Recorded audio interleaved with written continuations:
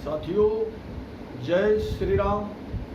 श्री राम मर्यादा आदर्श मंच में एक लंबा अंतराल हो गया हमारे और आप तमाम चाहने वालों के बीच में। उसका कुछ एक हमारा प्रमुख कारण था, पर्सनल ज़िंदगी में कुछ परेशानियों की वजह से मैं आप लोगों से नहीं जुड़ पाया। उस विषय में ये संवाद न हो पाने का जो कारण था, उसके लिए हम आप सभी अपने प्रियजनों से क्षमा प्रार्थी हूँ। और आज लंबे समय के बाद फिर एक बार आप सब लोगों से हृदय से धन्यवाद करते हुए मैं आप सबका आभार व्यक्त करता हूँ और फिर जुड़ रहा हूँ।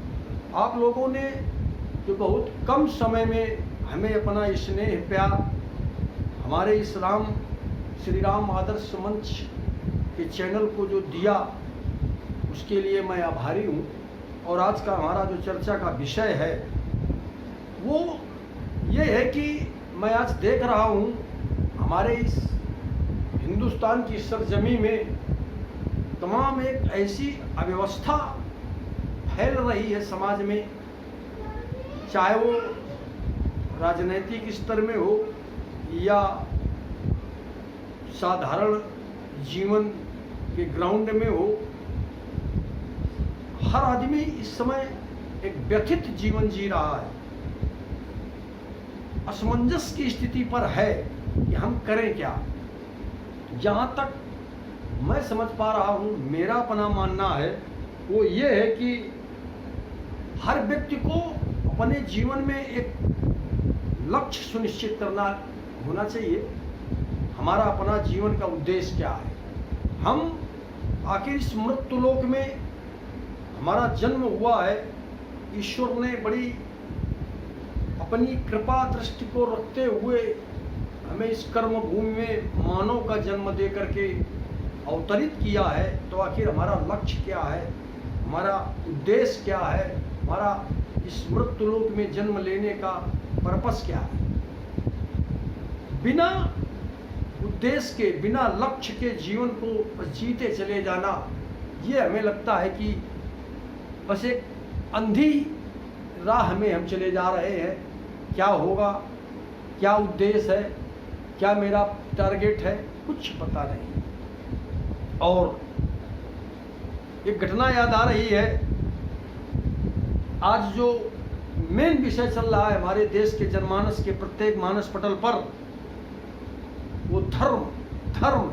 जहां हम देख रहे हैं बस एक ही चर्चा सुनने और देखने को मिल रही है कि हमारा धर्म, इनका धर्म, उनका धर्म। अरे भाई, सबसे महत्वपूर्ण अगर विषय है तो वो है इंसान का, एक इंसानियत का धर्म। जिस माँ वसुंधरा की गोद में हमारा जन्म हुआ है, उस राष्ट्र के प्रति हमारा राष्ट्र धर्म। जिस लिबास को लेकर के मेरा जन्म हुआ है, यानी इंसान का, तो सबसे पहला मेरा धर्म है इंसानियत का धर्म, इसके बाद सारे धर्म। लेकिन आज हम ना तो इंसानियत का धर्म अपना रहे हैं और ना जिस राष्ट्र में मेरा जन्म हुआ है, जिस राष्ट्र में मैं परवरिश पा रहा हूँ, जिस राष्ट्र में मैं जीविका को अर्जित करते हुए अपने पारिवारिक जनों को रोजी रोटी का माध्यम दे रहा हूँ, उस राष्ट्र के प्रति मैं कृतज्ञ नहीं होना चाहता। बस केवल हवाई धर्म की चर्चा करते हुए अपनी दुकानें चला रहे हैं लोग। और इस साधारण जनमानस को दिग्भ्रमित करके तमाम तरह की अराजकता की जो व्यवस्थाएं आज फैल रही हैं, इससे हमारा समाज, हमारा राष्ट्र बड़ा दुखी हो रहा है। इसी संबंध पर मुझे एक घटना याद आ रही है कि धर्म क्या मायने रखता है। त्रेता के युग में भगवान मर्यादा पुरुषोत्तम श्री राम इस देश, इस स्वाभिमान का प्रतीक, गौरव, गरिमा, आस्था, विश्वास, त्याग, समर्पण की मूर्ति, हिंदुस्तान की सरजमी में जन्मा हुआ प्रत्येक जनमानस उनकी बनाई हुई आधार शिला में रह करके इस मर्यादा का जो आवरण हम लोग डाले हुए हैं, ये आवरण भगवान मर्यादा पुरुषोत्तम श्री राम का एक जो ये मकान उन्होंने दिया इस देश को, एक जो ढांचा दिया, उस ढांचे में के नीचे हम लोग परवरिश अपनी पा रहे हैं। तो मैं उस समय की चर्चा बता रहा हूँ। एक छोटी सी घटना है, जिस समय भगवान राम और उनके छोटे भाई लक्ष्मण जी लंका में युद्धरत थे। मेघनाद के द्वारा भगवान राम के छोटे भाई लक्ष्मण जी को शक्ति का प्रहार सहना पड़ा और वो मूर्छित होकर के धरणी पर गिर गए और मृत्यु की अवस्था की तरफ धीरे धीरे बढ़ रहे थे। तमाम सलाहकारों के द्वारा जब उनको ये बताया गया कि सूर्य उदय होने के पहले अगर इनको उचित दवा व्यवस्था न की गई तो भगवान लक्ष्मण के प्राण भी जा सकते हैं। दोस्तों, वहाँ तमाम बुद्धिजीवी लोग भी थे, जैसे जामवंत जैसे लोग, सुग्रीव, जामवंत, विभीषण जी, उन तमाम लोगों ने जब भगवान को सलाह दी कि लंका में वैद्य जी हैं, सुखेड़ जी, अगर उनको यहाँ लाने में हम कामयाब हो जाएं तो उनके द्वारा बताई हुई दवा के माध्यम से लक्ष्मण जी के प्राण बचाए जा सकते हैं। हनुमान जी को जैसे ये समाचार मिला, वो तुरंत समुद्र के किनारे से लंका गए और डॉक्टर सुखेड़ वैद्य जी को अपने साथ युद्ध स्थल पर ले आए। और जब उनके आने के बाद उनसे कहा गया कि आप मूर्छित पड़े हुए हमारे भाई लक्ष्मण जी का उपचार करें, डॉक्टर सुखेड़ वैद्य ने जो कहा वो और भगवान राम के बीच की जो छोटी सी चर्चा है, बड़ा गंभीर विषय है, वहाँ हमें सोचने का विषय है। डॉक्टर सुखेड़ वैद्य ने बिना किसी भय, बिना किसी लाग लपेट के, जबकि वे जानते हुए कि जो व्यक्ति से मैं बात कर रहा हूँ वो विश्व विजेता है, रावण जैसे महारथी से युद्ध लड़ रहा है, उसके सामने हमें इस तरह के बोलने का साहस किया। ये होता है एक निर्णायक जज्बा, धर्म के प्रति समर्पण। डॉक्टर सुखेड़ वैद्य ने स्पष्ट कहा कि आप मेरे लंका के राजा दशानन जी के शत्रु हैं और आपका युद्ध चल रहा है, और मैं अपने राजद्रोही के किसी भी सैनिक का अगर इलाज करता हूं तो ये राजद्रोह होगा और मैं अपने धर्म से गिर जाऊंगा, इसलिए मैं आपके भाई का इलाज नहीं कर सकता। जैसे ये शब्द भगवान राम ने सुने, उस समय भगवान राम की जो प्रतिक्रिया हुई वो ये थी कि यह सुनकर रघुबर चौंक पड़े। जैसे सुखेड़ वैद्य के द्वारा ये कहा गया कि आप के भाई का अगर मैं इलाज करता हूं तो राजधर्म से मैं पतित हो जाऊंगा, मैं लंका का वैद्य हूं, आपका नहीं। तो यह सुनकर रघुबर चौंक पड़े, अरे ऐसा न राम कह सकता है, यह बात धर्म के तजने की स्वीकार न प्रभु कर सकता है। सब गया धर्म पर राज्य तजा, यह बंधु भी अभी चला जाए, पर कहता रुआ रुआ अपना, प्रिय धर्म नहीं जाने पाए। इसलिए इन 4 लाइनों के माध्यम से मैं अपने देश के उन तमाम युवाओं को, तमाम हिंदुस्तान के उन हिंदुस्तानियों को एक छोटा सा इशारा करना चाहता हूं कि आप धर्म की रक्षा के लिए चाहे कुछ भी खोना पड़े, कुछ भी त्याग करना पड़े, लेकिन सबसे पहले अगर जीवन में कुछ महत्वपूर्ण है तो सिर्फ और सिर्फ हमें धर्म की रक्षा करना चाहिए। और हर समय हमारा धर्म हमें निर्णायक स्थिति पर ले जाता है। इसलिए मेरे देशवासियों, ये ध्यान रहे कि जीवन में धन, संपत्ति, ऐश्वर्य, पद, प्रतिष्ठा, परिवार, इन तमाम चीज़ों से पहले प्राथमिकता रखता है धर्म। भगवान राम ने धर्म की रक्षा के लिए, माता और पिता के सम्मान के लिए, यानी माँ बाप का धर्म रखने के लिए उन्होंने राज्य त्याग दिया।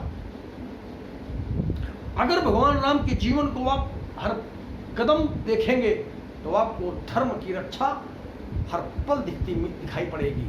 इसलिए साथियों, जीवन में सबसे महत्वपूर्ण है कि धर्म को हर संभव, मुझे कुछ भी त्याग करना पड़े, कुछ भी छोड़ना पड़े, कुछ भी बलिदान करना पड़े, लेकिन धर्म नहीं छोड़ा जा सकता। इसलिए धर्म की रक्षा, सब कुछ खोने के उपरांत भी हमें धर्म की रक्षा करना ही चाहिए। अब आते हैं अगली चर्चा पर। जैसा कि मैंने शुरुआत में कहा था कि इंसान को जब जन्म मिलता है तो उसका एक उद्देश्य होता है। वो अपने परिवार, माता पिता के द्वारा अपने एक परिवार, एक वंश में जन्म लेता है। वो एक बहुत महत्वपूर्ण पार्ट है। उसी सब्जेक्ट पर मैंने 4 लाइनें अपनी रचना, जो नई रचना आज की है, वो मैं आप अपने तमाम चाहने वालों तक भेज रहा हूँ। आप उसे गंभीरता से सुने और विचार करें। अगर कहीं किसी किस्म की कोई त्रुटि मेरी रचना पर रह जाए तो आप सब लोगों से निवेदन है कि उस पर आप मुझे मशवरा दें, सलाह दें। मैं फिर से आपके सामने उपस्थित रहूँगा और जो लेट हुआ हूँ उसके लिए क्षमा प्रार्थी हूँ। तो अब मैं आता हूँ अपनी नई रचना पर। जन्म इंसान का मिलता, मेरे दोस्तों, ये इंसान का जो जन्म हमें प्राप्त हुआ है, ये कहीं मार्केट से पैसे दे करके या किसी सिफारिश या किसी रहमो करम से किसी के नहीं प्राप्त हुआ है। जन्म इंसान का मिलता न जाने कितने कर्मों पर, जन्म इंसान का मिलता न जाने कितने कर्मों पर। खुशी माँ बाप के दिल में, जैसे किसी बच्चे का जन्म होता है तो जन्म भी ईश्वर की असीम कृपा से न जाने हजारों करोड़ों अनगिनत, हमने जब अपने जीवन में 84 लाख योनियों में भटकने के उपरांत न जाने कितने कर्म अच्छे किए होंगे, तब जाकर के मुझे एक अवसर प्राप्त हुआ है इंसान के रूप में। तो जन्म इंसान का मिलता न जाने कितने कर्मों पर। खुशी माँ बाप के दिल में, खुशी माँ बाप के दिल में, धर्म कुल वंश गरिमा पर। हजारों आंखों में सपने सजाए वंश के पूर्वज। जिस वंश में हम आप सबका जन्म होता है और हमारे माता पिता और बाबा के बाद अनगिनत हमारे वंश के पूर्वज टकटकी लगा करके अपने वंश के उस कुलदीपक की तरफ देखा करते हैं कि आखिर कोई न कोई हमारी वंश में कोई ऐसा भागीरथ जन्म ले लेगा जिस भागीरथ के द्वारा हमारे इस वंश के लाखों पूर्वज तर जाएंगे, यानी मोक्ष और मुक्ति को प्राप्त हो जाएंगे। इसलिए वंश के प्रत्येक पूर्वज की निगाहें अपने वंश के उस कुलदीपक पर टिकी रहती हैं जो माता पिता के द्वारा सृजित होकर के संसार की सृष्टि में जन्म लेता है। तो फिर ध्यान देने की हमारी साथियों आवश्यकता है। खुशी माँ बाप के दिल में, धर्म कुल वंश गरिमा पर। हजारों आंखों में सपने सजाए वंश के पूर्वज। धर्म ध्वज वंश के बारिश पिता माँ रत्न देने पर। धर्म ध्वज वंश के बारिश पिता माँ रत्न देने पर। अगली 4 लाइनें हैं, उसे हम गंभीरता से समझें। अरे बना फौलाद सा सीना, बना फौलाद सा सीना, तेरा माँ दूध को पीकर। बना फौलाद सा सीना, तेरा माँ दूध को पीकर। जमाने से जो लड़ना, जमाने से जो लड़ना सीख तू पाया। आज इस जमाने के जो तुम लड़ रहे हो उसका केंद्र बिंदु कहाँ था जमाने से जो लड़ना सीख तू पाया, पिता की सीख को पाकर बना फौलाद सा सीना तेरा माँ दूध को पीकर। जमाने से जो लड़ना सीख तू पाया, पिता की सीख को पाकर ध्वजा तू बंश की लेकर चला था। ध्वजा तू बंश की लेकर चला था हाथ जीवन में। ध्वजा तू वंश की लेकर चला था हाथ जीवन में, मगर भटकता राह से मानो, भटकता राह से मानो बेधर्मी संग को पाकर।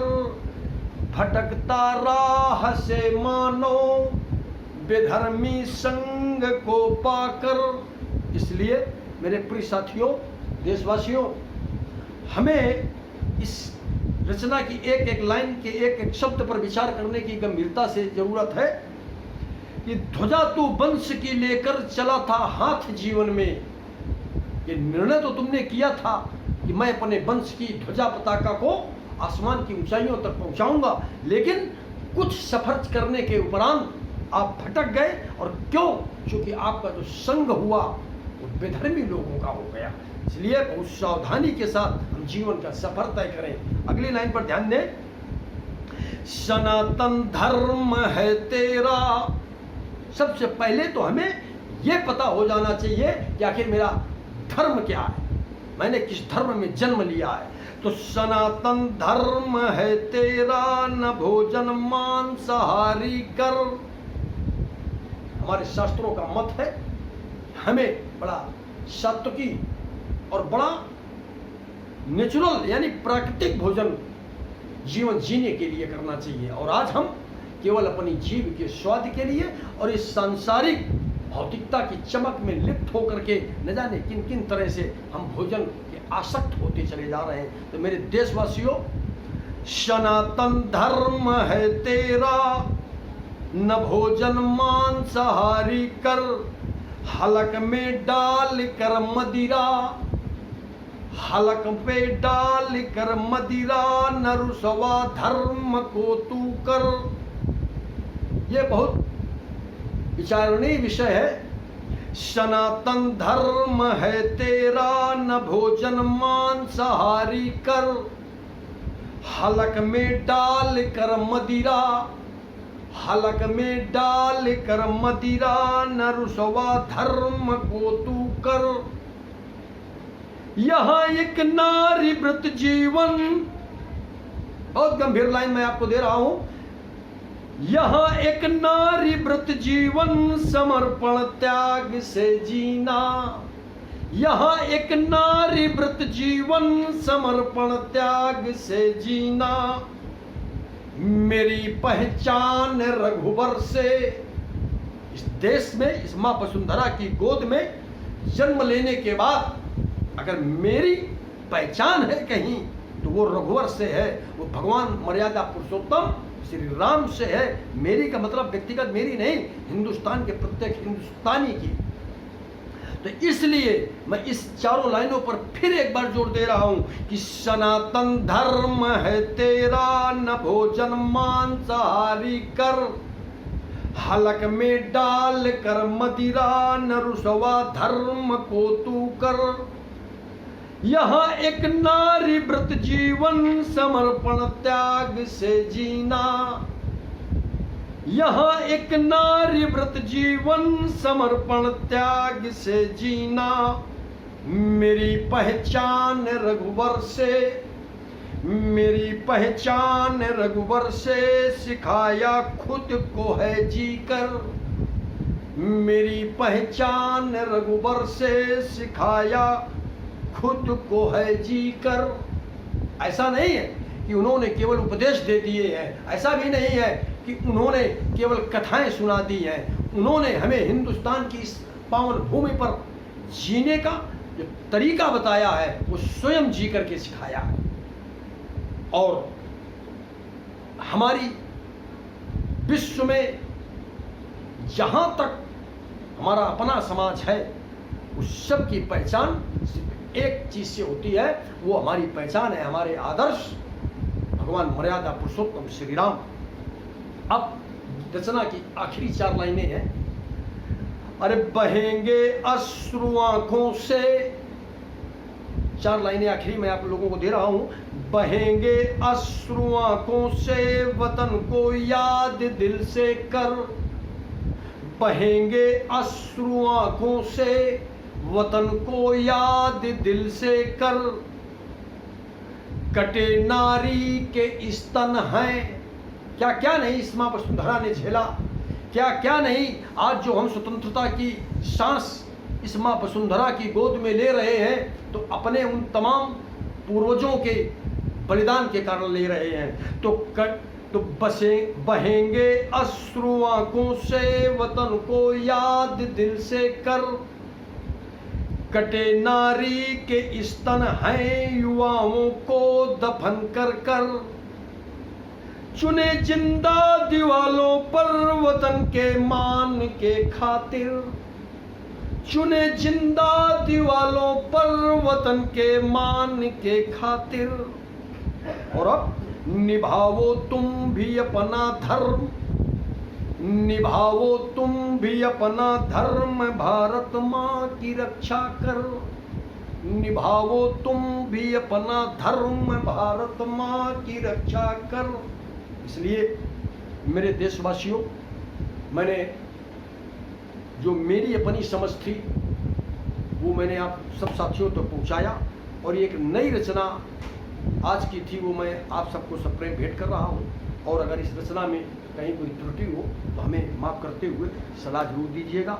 और फिर अब कंटिन्यू निरंतर हम आप सबके संपर्क में रहेंगे। जय श्री राम, जय वंदे मातरम।